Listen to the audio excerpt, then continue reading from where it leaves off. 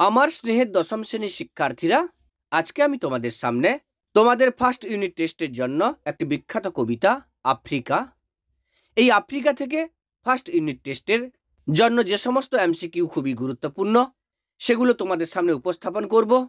অবশ্যই তোমরা এগুলো অনুশীলন করবে, অবশ্যই সফলতা পাবে। শুরু করছি আমি।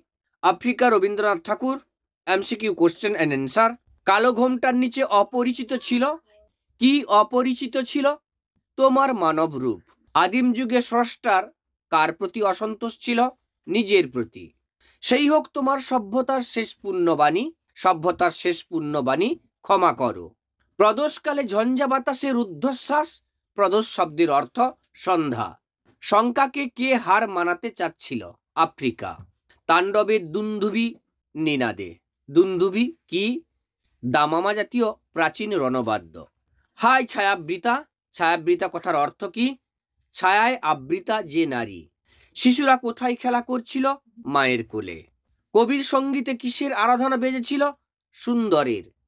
আসন্ন সন্ধ্যার শেষ রশ্মিপাতে অনুরোধ করা হয়েছে। কবিকে কোথায় দাঁড়াতে বলা হয়েছে? মানহারা মানবীর দ্বারে। দাঁড়াও ওই মানহারা মানবীর দ্বারে। উদ্ধৃতাংশে মানহারা মানবী বলতে বোঝানো হয়েছে আফ্রিকা মহাদেশকে। যুগান্তরের কবিকে কি বলতে বলেছেন? ক্ষমা করো। কিসের মধ্যে সভ্যতার শেষ পুণ্যবাণী ঘোষিত হবে?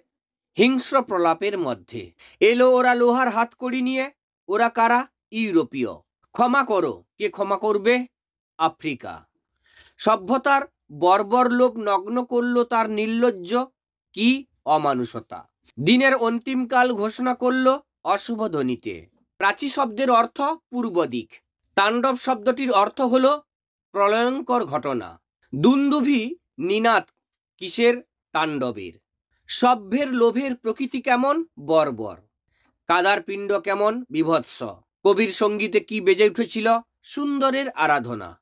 পশ্চিম দিগন্তে প্রদোষকালে রুদ্ধশ্বাস, শূন্যস্থানের শব্দটি হবে ঝঞ্ঝা বাতাসে। পশুরা কোথা থেকে বেরিয়ে এলো? গুপ্ত গহ্বর থেকে। প্রলাপের ধরনটি কেমন? হিংস্র। নখ যাদের তীক্ষ্ণ, কার চেয়ে নখ তীক্ষ্ণ? নেকড়ের। কাদার পিণ্ডকে বিভৎস বলা হয়েছে কারণ আফ্রিকার মাটি মানুষের রক্ত আর অশ্রুতে ভেজা। নগ্ন করল, নগ্নভাবে কি প্রকাশিত হলো? নির্লজ্জ অমানুষতা। আফ্রিকার ক্রন্দন কেমন? ভাষাহীন। চিরচিহ্ন দিয়ে গেল, চিরচিহ্ন দিয়ে গেল অপমানিত ইতিহাসে। আফ্রিকার অত্যাচারিত হওয়ার মুহূর্তে তথাকথিত সভ্য দেশগুলির পাড়ায় পাড়ায় মন্দিরে বাজছিল পুজোর ঘণ্টা। আফ্রিকা কবিতাটি প্রকাশিত হয়েছিল প্রবাসী পত্রিকায়। উদ্ভ্রান্ত কথাটির অর্থ দিশাহীন। আফ্রিকা কবিতাটি প্রকাশিত হয়েছিল 1343 বঙ্গাব্দে। ভাষাহীন ক্রন্দন কোথায় ছিল? অরণ্য পথে। কালো ঘোমটার নিচে অপরিচিত ছিল তোমার মানব রূপ। লেখকের ভাষায় আফ্রিকার আদিম যুগটি ছিল উদ্ভ্রান্ত। কবির ভাষায় আদিম যুগের স্রষ্টা নিজের প্রতি অসন্তোষ। আফ্রিকার চেতনাতীত মনে জাগাচ্ছিল প্রকৃতির দৃষ্টি, অতীত জাদুমন্ত্র।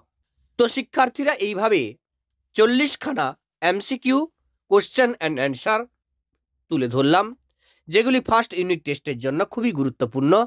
অবশ্যই তোমরা এগুলো অনুশীলন করবে, অবশ্যই সফলতা পাবে। তোমাদের সফলতা কামনা করি। ধন্যবাদ।